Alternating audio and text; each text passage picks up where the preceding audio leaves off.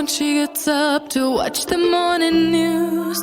Doesn't work no more, but tells a lot of stories about her youth. Drinks more lately and got pills in many different colors too. Morning light is showing, she moves the chair to look out at her view. But her shop was built right across the street, and it stands where the sunrise used to be. In the afternoons on the couch to read, goes through old pictures and memories.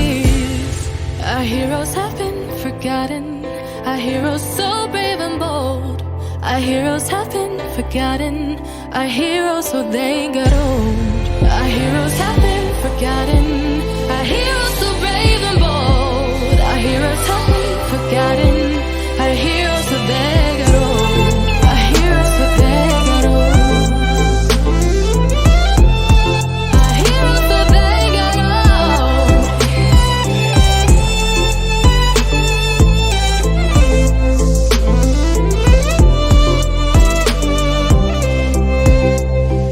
Smiles they fade because her daughter only visits once a month. Since she got a family of her own, it's kept the two apart. Used to have so many visitors, but now the only one is the nurse that helps her move the chair to look out at the sun. But her shop was built right across the street, and it stands where the sunrise used to be. In the afternoons on the couch to read, goes through old pictures and memories. Our heroes have been forgotten, our heroes so brave and bold. Our heroes have been forgotten, our heroes so they got old. Our heroes have been forgotten, our heroes so brave and bold. Our heroes have been forgotten, our heroes so they got old.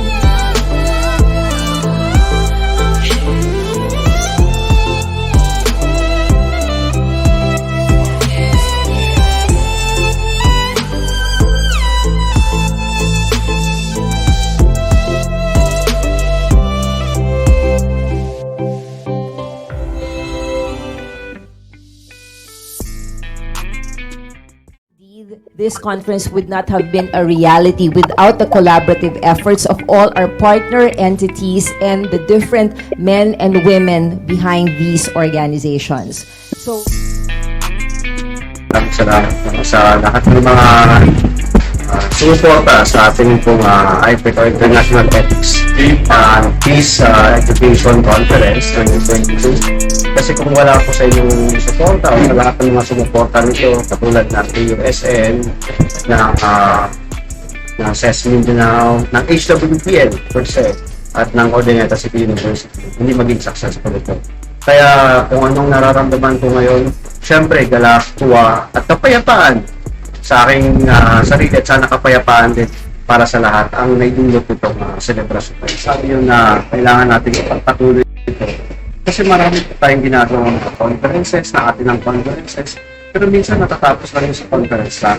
Pagkatapos, pagka-uwi natin sa bahay, ang katanungan doon, ano na ang application ating, or ano na na-apply natin sa nating conference. So sa akin, ang challenge na ito is talaga very challenging siya kasi nasa nabanggit ko kanina, from idea to actual, or the content to the reality. Kasi pag uwi natin sa bahay, kailangan natin isabuhay na ito. Paano? Siyempre yung mga papers na pinag-set natin, yung ating mga plenary na narinig natin, pwede natin apply ito. Paano natin i-apply? Sa ating pamilya, sa ating komunidad, sa ating mga kapitbahay. So kung ma-apply natin ito, then that will be the concrete realization of this program. Kasi magiging walang kwenta ang event na ito, pag uwi sa bahay, magbabalik pa rin tayo doon sa nakaisnan na parang wala tayong narinig sa conference na. And sa nabanggit ko kanina, maraming salamat sa ating partner ng The Education Channel, ng partner na HWPL. Kasi kung wala sa inyo ang event na ito, ay masasabi ko talaga hindi successful. Kasi yung promotion ng peace ay hindi gawa ng isang tao. Hindi lang ng organizer. Hindi lang po ng mga participants. Lahat po tayo ay katulad dito at ang HWPL po ay talagang malaki ang tulong na naibigay ng ambag sa promotion ng conference na ito. Kasi kung ang PEC lamang ang magkakandak ng seminar na ito, conference na ito, without sa HWPL, parang hindi mararamdaman ng ating mga audience. Ano bang advocacy ninyo? Kasi ang Education Channel is a platform, digital platform. So ano ba yung inyong programa na masasabi natin na naka-anchored sa kapayapaan?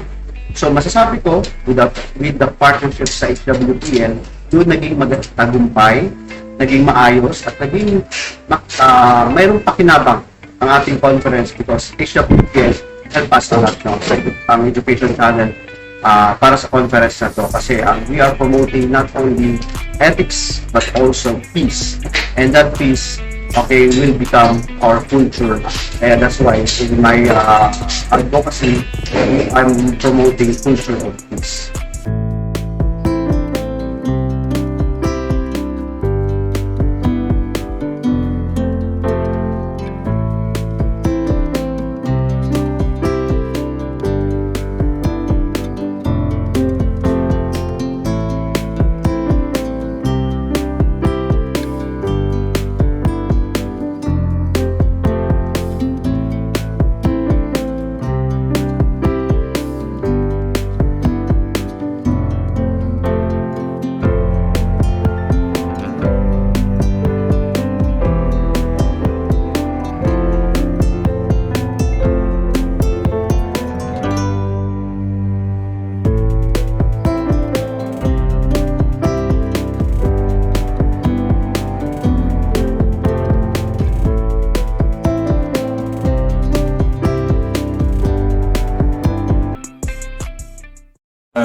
Sa lahat.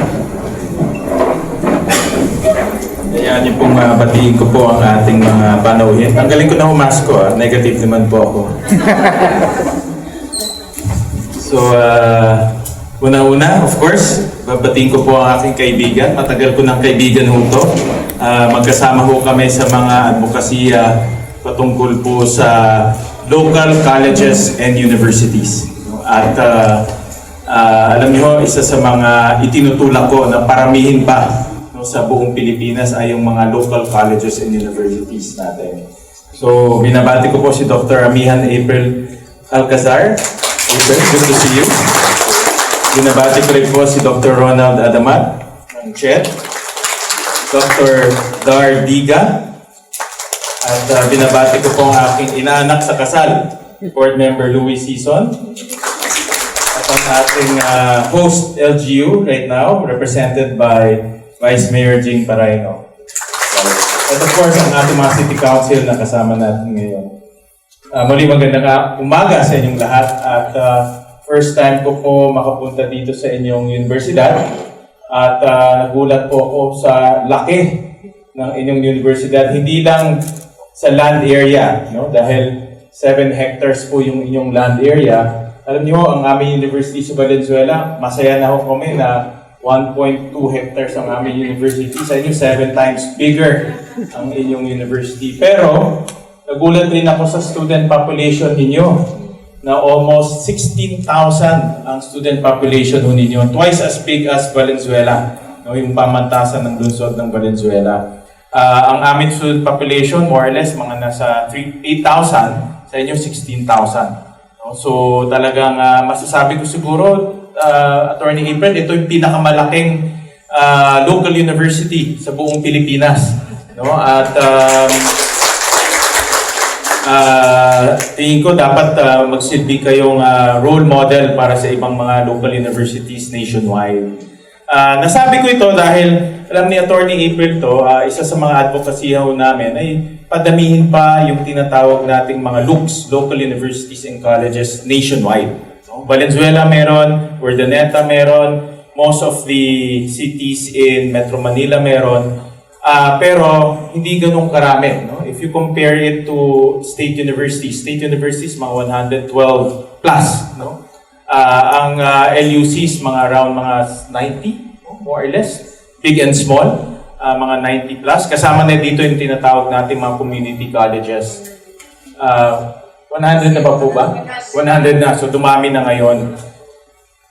Nakita ko kay Dr. Adamat, kay Dr. Ronald, na ang SUCs at LUCs, they play a very different role. in my experience, kasi naging mayor po ako ng Valenzuela, yung aming pamantasan ng lungsod ng Valenzuela, ang estudyante namin, yung pinakamahirap pa sa Valenzuela, na ultimo, pamasahe, baon, hindi nila kaya bayaran. Sa Metro Manila, maraming mga state universities. Andun ang PUP, andun yung Technological Institute of the Philippines, andun ang UP, at iba pa. Pero kahit na pamasahe o papuntang sa PUP, hindi ho nila kaya. Kaya nakita ho namin yung demographics ng mga estudyante ho namin sa Valenzuela. Sila yung pinakamahihirap ng mga estudyante ho namin. At yung mga estudyante rin ho namin, gusto ho nila doon rin sa Valenzuela magtrabaho. Hindi na ho lalayo dahil nandun yung pamilya nila. Karamihan sa mga estudyante ho namin nag-aalaga ng lola, nag-aalaga ng lolo. So gusto nila within the community. So, in-adjust ho namin yung aming pamantasan para yung mga courses ho namin, cater sila doon sa mga industriya at negosyo sa Valenzuela. Kaya yung aming philosophy doon, study and work within Valenzuela. Yun po ang role ng mga LUCs. Nasabi ko lang ho yan dahil nandito ako sa inyong universidad.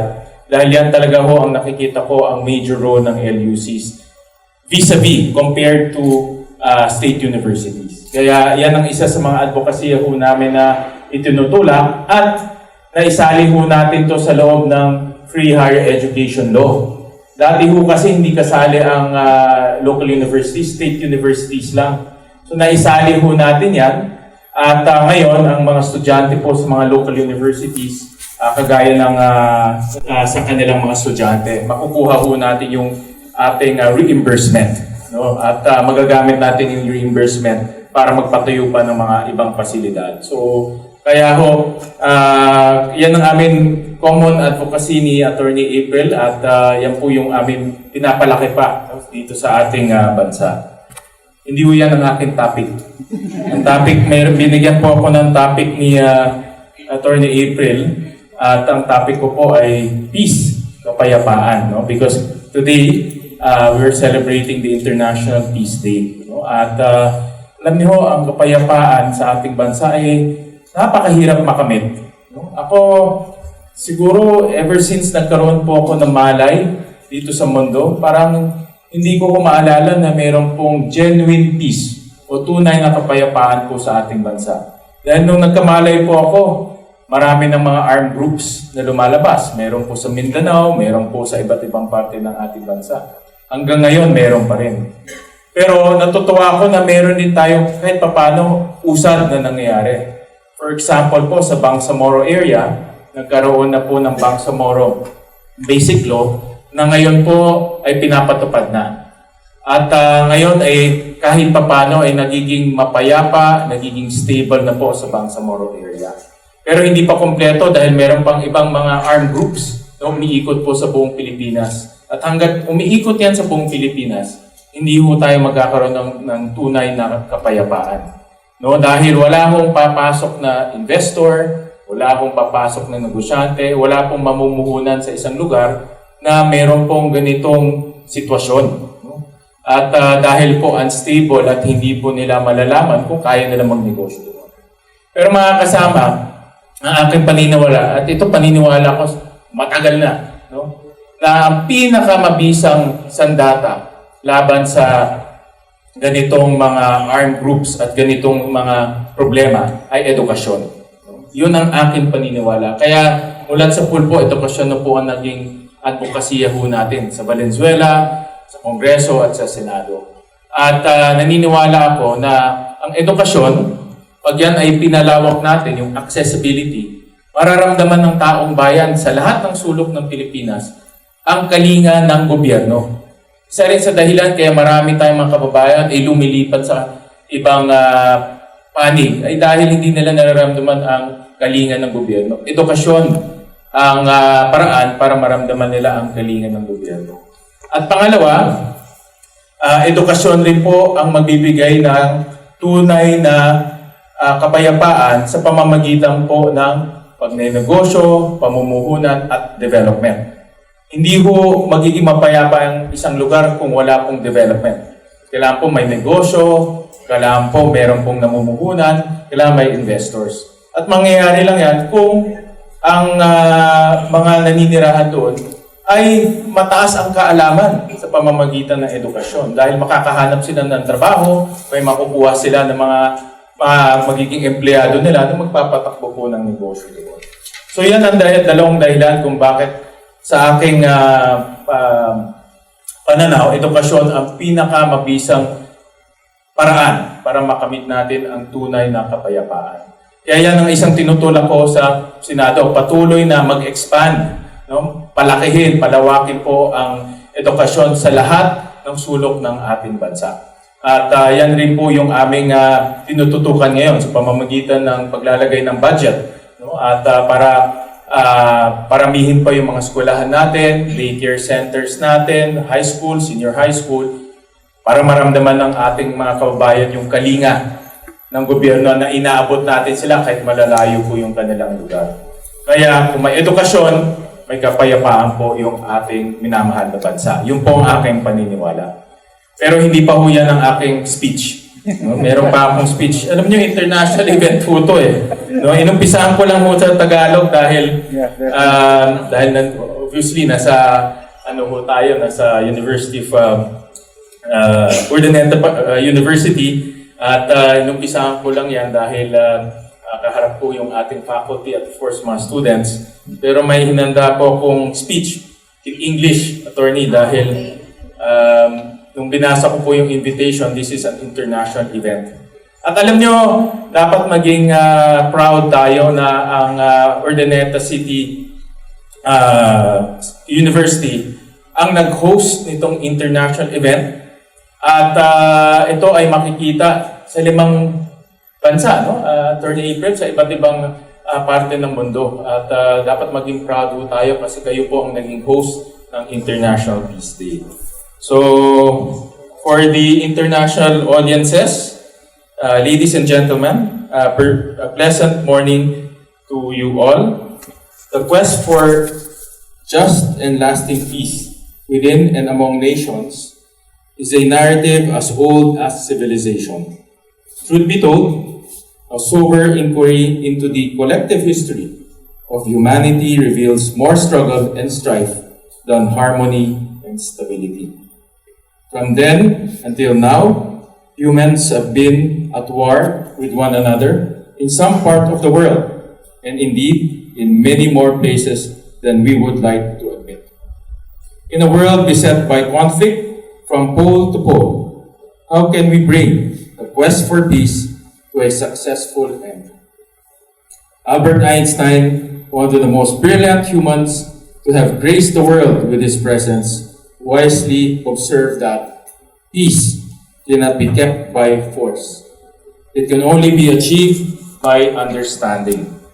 In other words, as with many of the problems that face our society, the solution lies in education. Education has been at the center of my policy agenda as a public servant over the past 2 decades and counting. As the chairman of the Senate Committee on Basic Education, Arts and Culture, I have seen firsthand the power of education in nurturing, accepting worldviews, and empathetic relationships among persons from divergent backgrounds. Education is a crucible in which just and lasting peace is forged. In this context, it is an honor and a privilege for me to speak before this distinguished body of fellow global citizens who believe that the road to peace is paved not with conflict and suffering, but with learning and tolerance. After all, my sense of peace education is that its ultimate aim is to foster acceptance and compassion among the many diverse strands of the global tapestry of humanity. Peace is built upon a solid foundation of mutual understanding with one another. The Philippines is no exception to the common human narrative of conflict and strife. However, we are not without our own triumphs. Just a few years ago, a decades-long war in Muslim Mindanao continued to rage on. The war is all but over today. What brought it to its end? Guns, bullets, bloodshed, none of the above. The struggle for self-determination of the Bangsamoro people was resolved by the passage of a law that symbolizes a solemn pledge between the government of the Republic of the Philippines and the Bangsamoro people, in which the latter will give up their instruments of war in exchange for instruments of inclusive growth and equitable social progress from the former. This is the understanding that lies at the foundation of the Bangsamoro Organic Law and its promise for a peaceful and more prosperous future. As Albert Einstein said, it is peace achieved through understanding.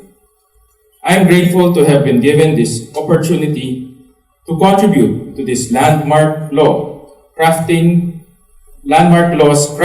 and enactment. We must remember that peace and stability are essential ingredients of truly inclusive and responsive economic growth. No one loses more in the absence of peace than the poor, the vulnerable, and the marginalized. From the fountainhead of understanding, there shall spring not only peace and stability, but also greater fortune for all, especially for those who have much less than others. It is my sincere hope that your participation in this conference will inspire you to foster greater understanding and trust among the members of your respective communities towards this end. Again, it has been my pleasure to address the 2020 International Ethics and Peace Education Conference. I wish you all the best in your noble quest to expand the reach of ethics and peace education in pursuit of reaching the Holy Grail of peace. Thank you and a pleasant morning to all. Maraming salamat.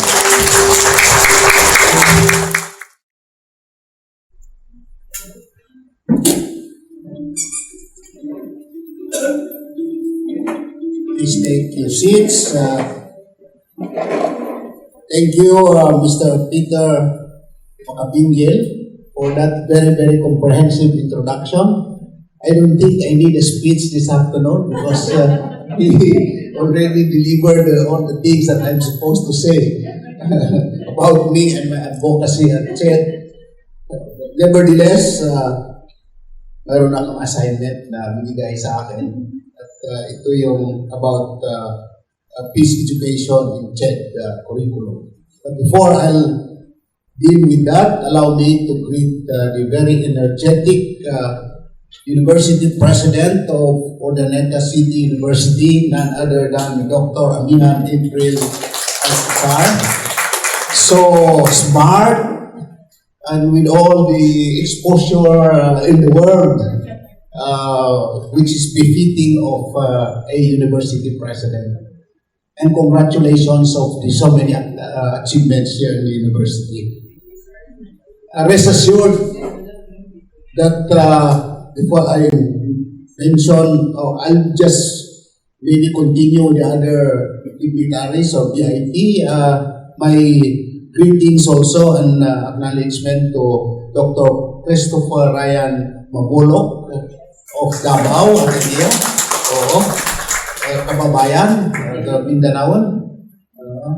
And of course, we have the champion of HWPL in the Philippines, none other than the Chief Branch Manager, none other than Mr. John Romel Garces, who is also behind this activity this afternoon in coordination with the University, Urdaneta City University. So, and all the senior and junior officials of this university, guest participants, good afternoon, and greetings of peace to everyone. You know, I was amazed yesterday when I approached the campus because, as pointed out also by Senator Gatchalian, it's one of the biggest local universities and colleges in the country, with 7 hectares land holdings, with more or less 16,000 students.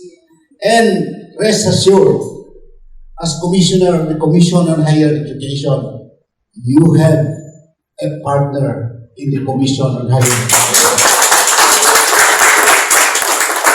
I know your status now. Your papers is still pending with the Commission for your application for institutional recognition, and I'm committed.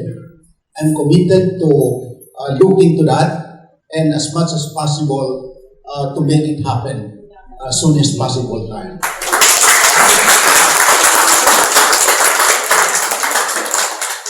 Okay, before I'll deal with my main topic this afternoon, as a matter of fact, I have a prepared speech prepared by my staff. How many pages?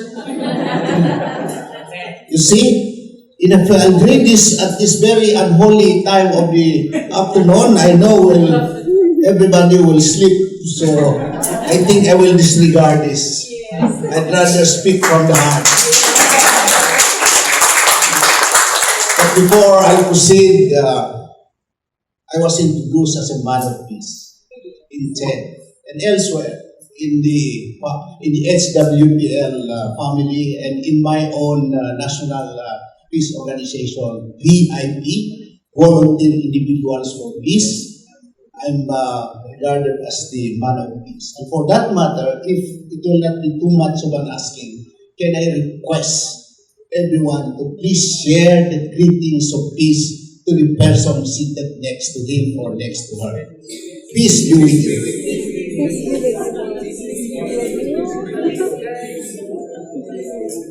And if he is a man, please tell him, napakagwapo mo ngayong hapon.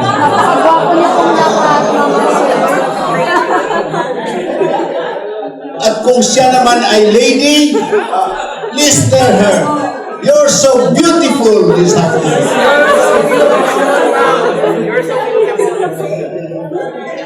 And if it will not also be too much of an asking, please embrace the person seated next to you. In the name of peace. See? Kaso lang, parang may narinig ako, may bumulong na, rest in peace.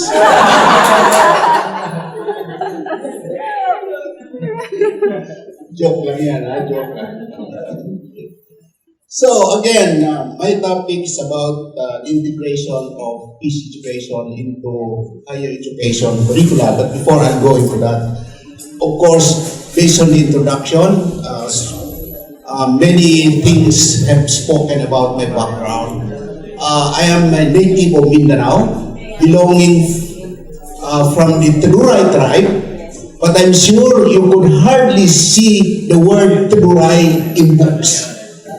You could hardly, not even, I mean, maybe a few of you might come across the word Teluray. Because what is written on book is the word Tiruray. Tiruray. Do you know of that? Tiruray.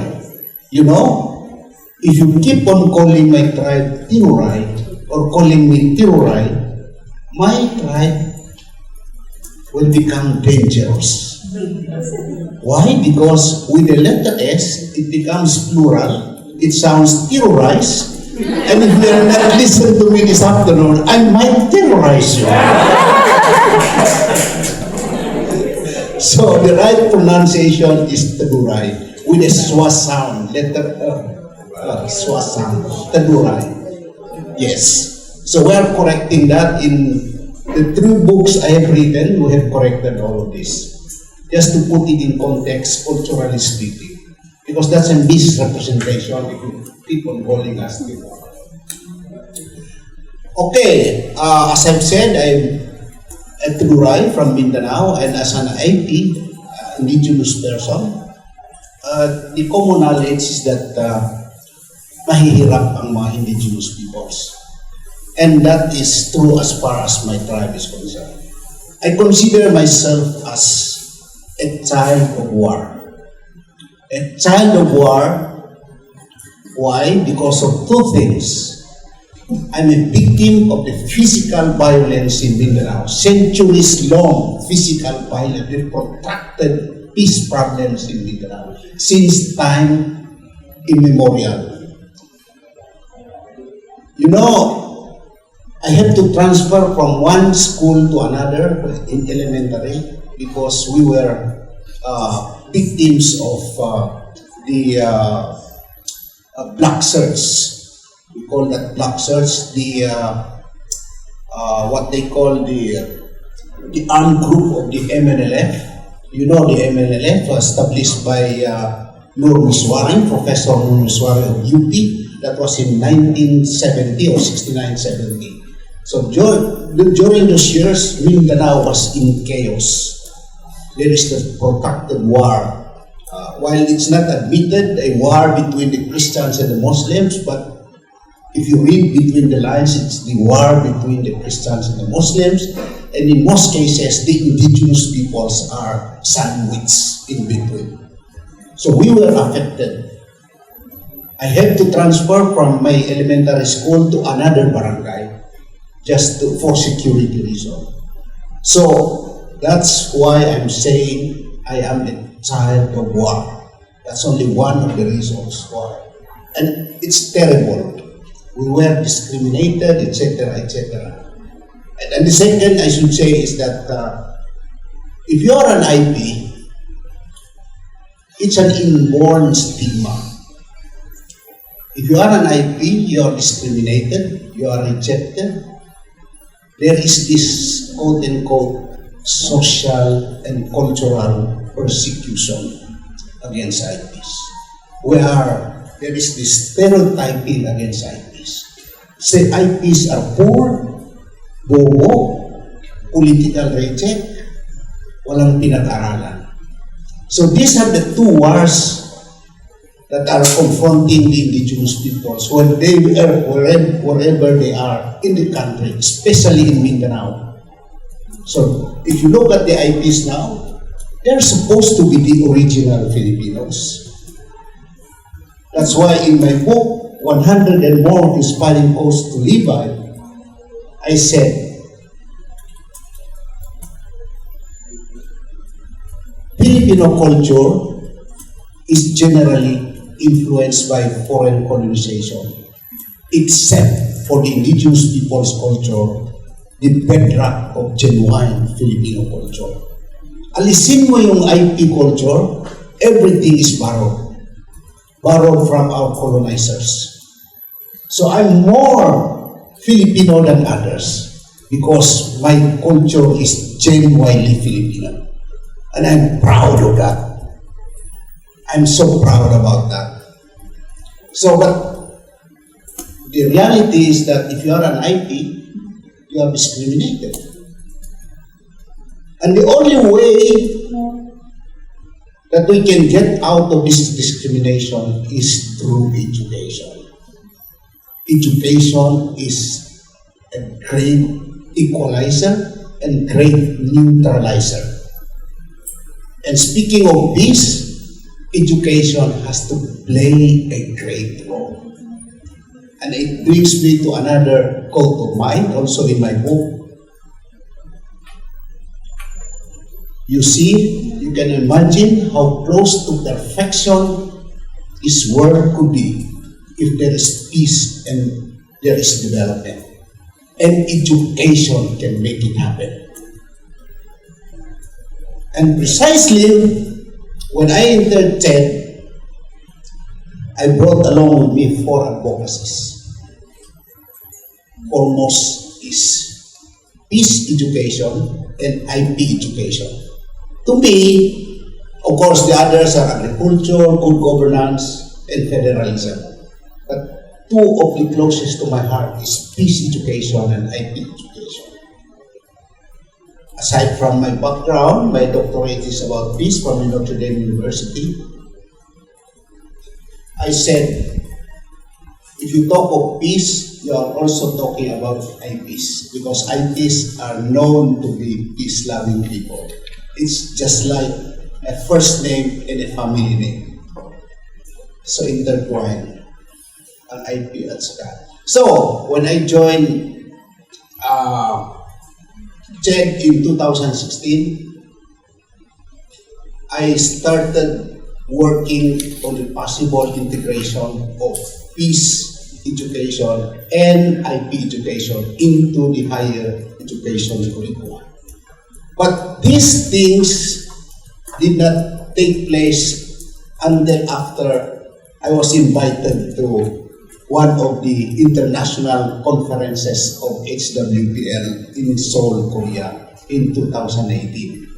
Wherein, if you know, as you know publicly, HWPL is an international organization on peace registered with the United Nations. So I was privileged to be invited and met the chairman Manhili, who is a very humble guy with high spirituality and a champion of peace. His only agenda is to promote the culture of peace not only in Korea but throughout the world. So I was inspired by his wisdom. So when I went back to the Philippines, I began to be seriously thinking about the integration of peace education into higher education curriculum, and thereby inviting him to come to the Philippines. And without much ado, Chairman Manhili went to CHED and we forged an agreement. CHED, represented by myself and Chairman Manhili representing the HWPL. So we forged or entered into a memorandum agreement for the promotion of peace through education. So in 2019, I sponsored integration of peace education and IP education into the higher education curriculum through CMO, CHED Memorandum Order Number 1, and for peace, and CHED Memorandum Order Number 2 for indigenous people's education. And the rest is history. Now, you might be asking the status. We have been gaining grounds because I think we have already capacitated some of the professors, because the challenge is that if you are talking about the integration of peace education and IP education into the curricula, is that are there enough professors who are capable to teach? So the challenge for CHED is to capacitate the professors. So with CHED have been doing that through Ph.D. As a matter of fact, we have the national framework already. But again, this will be the professors on, especially on teaching social sciences subjects, etc., have to be capacitated, and we have 2 batches of seminars already along this line, sponsored by CHED, particularly in the preparation of syllabus, in the teaching of peace. So hopefully, if there's a 3rd batch, the Urdaneta City University can be invited, so that your professors also from here can be capacitated, and therefore it can also be cascaded to the other professors. So that's the intention. Hopefully this year, peace education will be fully implemented already, because it started in 2019. The preparation ran for how many years now? But of course, some SUCs and LUCs have their programs already on peace education, especially in Mindanao. The Cotabato State University, for example, Notre Dame University, I think Ateneo is also one, Bicol University, etc. So many of them already. And we are learning from this university. And our champion in the national level now is member of the technical working group is Miriam College through Dr. Castro. So that's the situation now. The CMO is supposed to can be a standalone calls for the mandating all state universities, local universities and colleges, and private higher education institutions to implement peace education either as a standalone elective subject or can be integrated into relevant subjects or programs in university. So that's it. As I've said, dapat kasama talaga ang Urdaneta City University in this. And I'm glad that you are here, so interested about it. And if it will not be too much of an asking, I think sasabihin ko na lang din sa Urdaneta City University to start working on establishment of peace centers or peace center in the university. Peace center, why it's so important? Because we can put a qualified person to work on peace, especially on research and extension. So these are very important programs under that center. And that peace education will to keep it burning in the university. So another initiative that I'm envisioning, as a matter of fact, all the state universities under me already have established to establish peace clubs among students.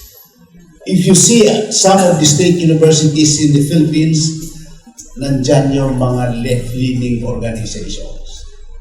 And you see the students are affiliating in these organizations at karamihan UP, for example, PUP, nawawala na lang yung mga estudyante dahil doon sila namundo.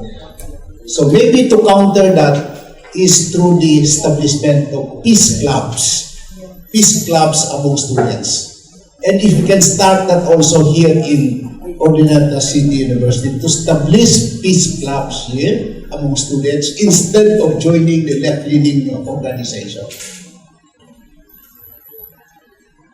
And another thing is, I think more or less, Romel has discussed this already with Dr. April, the establishment of peace monuments. I think we are working on that. In some of my schools, they have already unveiled some of the peace monuments, like CLSU. On Monday, I'll be unveiling, together with Romel, the peace monuments of PMMA, Philippine Merchant Marine Academy. And tuloy-tuloy na yan. Nag-aantay lang ng schedule. So I hope one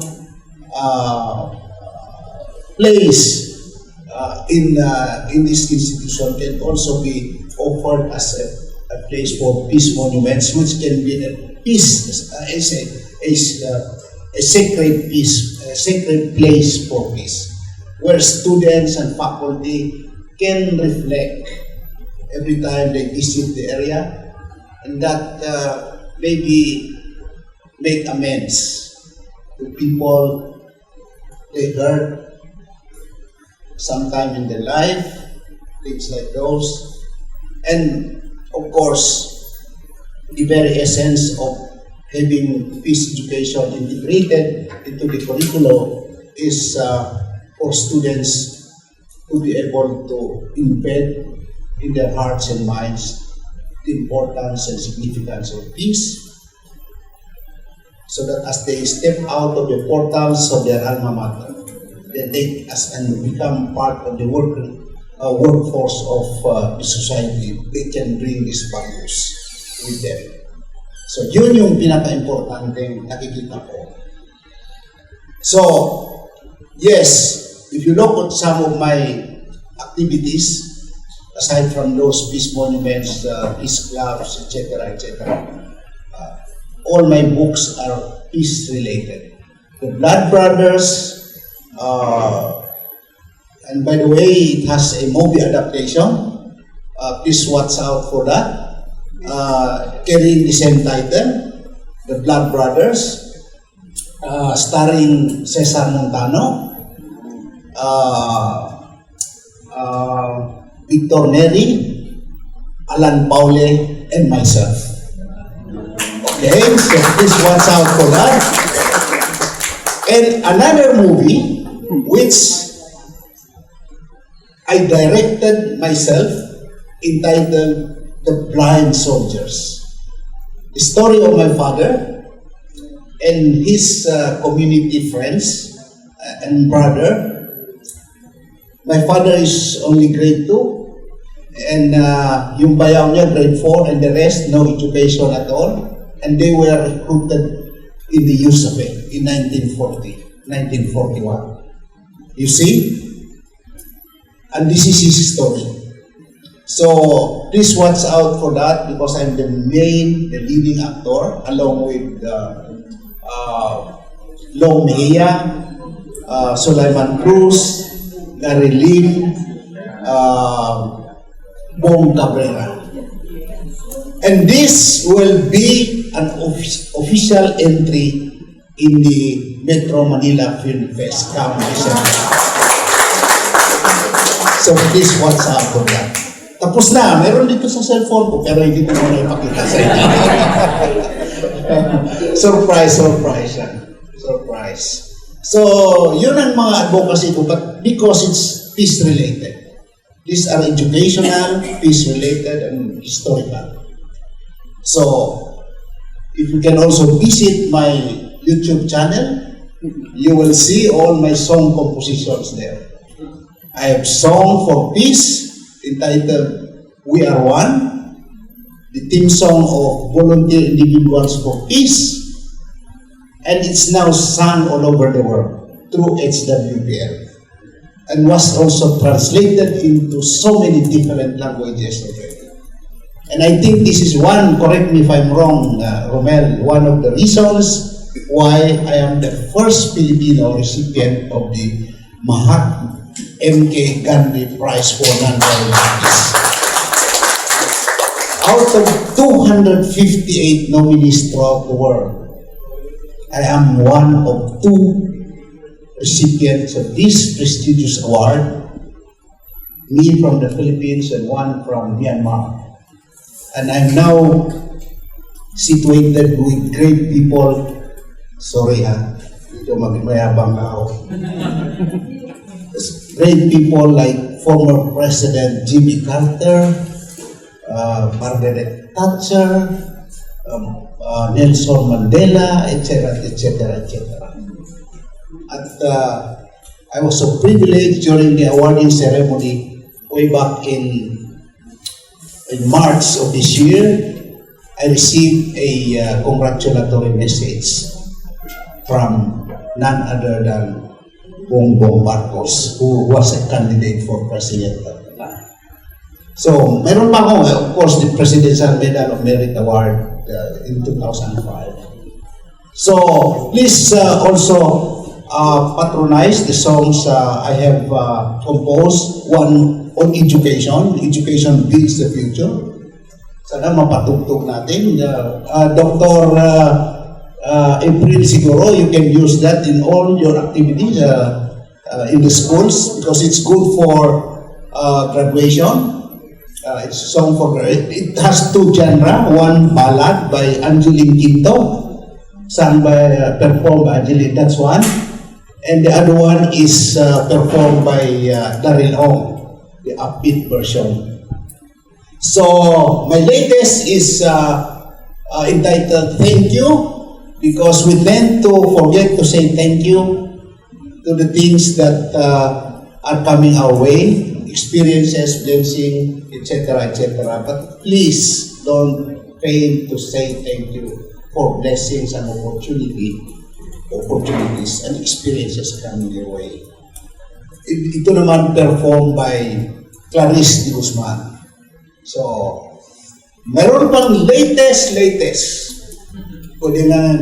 Baka pwede nating isayaw mamaya. Ito naman, pwede pang sumba. Entitled Sana All. Performed by Long Mejia. Oo, sa CHED, sinusumba na namin yung sana all. Oo. And I'm now working on another song. Trying hard composer kasi ako. Trying hard writer din, author. So another song is dedicated to all mothers, entitled Mother. So, malapit na rin matatapos yun. Baka this week, meron na. So, okay, sorry, video nag-iyayapang na ako konti. No? Pero, anyway, in closing, let me share with you some of my quotes on this. I made mention already about one. One of them is that imagine how close to perfection this world would be if there is peace and there is development. Education can make it happen. That's my belief. I hope you will agree with me. And the other one is that peace is as sacred as life because peace provides the right environment to make life prosper, blossom, and progress. And lastly, since it's pandemic, let me share with you this quote of mine in my book also that has something to do with pandemic.